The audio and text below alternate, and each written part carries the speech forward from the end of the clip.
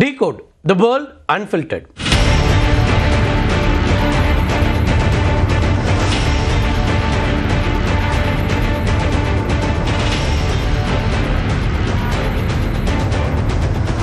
இந்தியாவுக்கு FGM-148 javelin ஏவுகணை அமைப்புகளை விற்பனை செய்யறதுக்கு அமெரிக்கா ஒப்புதல் அளித்திருக்கிறது. ஜாவலின் ஏவுகணை அமைப்பு அது மட்டும் இல்லாமல் எரிகணைகள் ஆகிய இரு ஆயுத தொகுப்பை இந்தியாவுக்கு வழங்க இருப்பதா அமெரிக்க பாதுகாப்பு ஒத்துழைப்பு அமைப்பு அறிக்கை வெளியிட்டிருக்கு. இதனோட மதிப்பு சுமார் 800 கோடி ரூபாய். இந்த அமைப்புகளுக்கான பயிற்சியும் இந்திய வீரர்களுக்கு அமெரிக்கா தரப்பிலிருந்தே அளிக்கப்படும் அப்படிங்கிறதையும் இதை அறிவிப்பில் சொல்லியிருக்கிறாங்க. FGM-148 ஜாவலின் ஏவுகணைகள்ங்கிறது இந்திய ராணுவத்திற்கு ஒரு கேம் சேஞ்சராக அமையும் அப்படின்னு நிபுணர்கள்லாம் பார்க்குறாங்க. டிஃபென்ஸ் எக்ஸ்பர்ட்ஸ் அப்படி ஒரு கருத்தை முன்வைக்கிறாங்க. இந்த ஏவுகணைகள் தற்போது இருக்கக்கூடிய இந்திய காலாட்படைக்கு அதிநவீன மற்றும் அழிவுகரமான திறன்களை வழங்குவதன் மூலமாக பிராந்திய பாதுகாப்பு சூழலை மாற்றி அமைக்கக்கூடிய வல்லமை பெற்றதாக இருக்கும் அப்படின்னு பார்க்குறாங்க. இது மட்டும் இல்லாமல் இன்னொரு முக்கியமான அம்சம் இதில் கவனிக்க வேண்டியது என்னென்னா டாப் அட்டாக் அண்ட் போர்ட்டபிலிட்டி.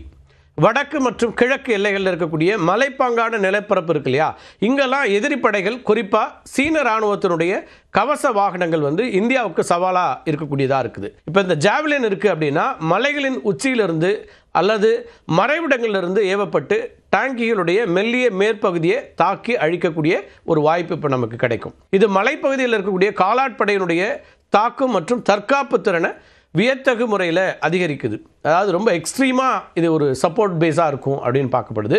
இது எல்லை கட்டுப்பாட்டு கோடு போன்ற முக்கியமான பகுதிகளில் நமக்கு தேவையான ஒன்றாக மாறுது. நவீன டேங்குகளை முறியடிக்கக்கூடிய தன்மையும் இந்த அமைப்புக்கு இருக்குது. இப்போ நவீன டேங்குகள் வெடி எதிர்வினை கவசம், அதாவது எக்ஸ்ப்ளோசிவ் ரியாக்டிவ் ஆர்மர் பொருத்தப்பட்டு இப்போலாம் இருக்கக்கூடியதை பார்க்குறோம். இப்போ ஜாவலினுடைய டேண்டம் சார்ஜ் இருக்கு இல்லையா, இது முதல்ல இராவை செயலழிக்க செய்திடும். அதாவது நான் ஏற்கனவே சொன்னேன் இல்லையா, எக்ஸ்ப்ளோசிவ் ரியாக்டிவ் ஆர்மர், அதுதான் இரான்னு ஷார்ட்டாக சொல்கிறோம். இதை செயலழிக்க செய்து அதுக்கு பிறகு முக்கிய சார்ஜ் மூலமாக டேங்கியை ஊடுருவி அழிக்கும். இந்த டேங்க்ஸை அழிக்கக்கூடிய வல்லமையாக இருக்கும். பாகிஸ்தான் அது மட்டும் இல்லாமல் சீனாவில் இருக்கக்கூடிய நவீன டேங்க்ஸ், இப்போ இருக்கக்கூடிய லேட்டஸ்ட் டேங்க்ஸ் இருக்கு இல்லையா, இதையெல்லாம் கூட ஒரே ஒரு ஏவுகணை மூலமாக அழிக்கக்கூடிய திறனை இந்திய இராணுவத்திற்கு இந்த அமைப்பு வழங்குது. மொத்தத்தில் ஜாவலின் ஏவுகணைகள் இந்திய இராணுவத்தினுடைய அதிநவீன ஆயுத தளவாடங்களுடைய திறனை பல மடங்கு உயர்த்தி எல்லைகளில் எதிரி கவச வாகனங்களுடைய அச்சுறுத்தலை சமன் செய்யும் அல்லது முறியடிக்கும் அப்படிங்கிற வகையில் தான் ஒரு கேம் சேஞ்சர் அப்படின்னு இதை பார்க்குறாங்க.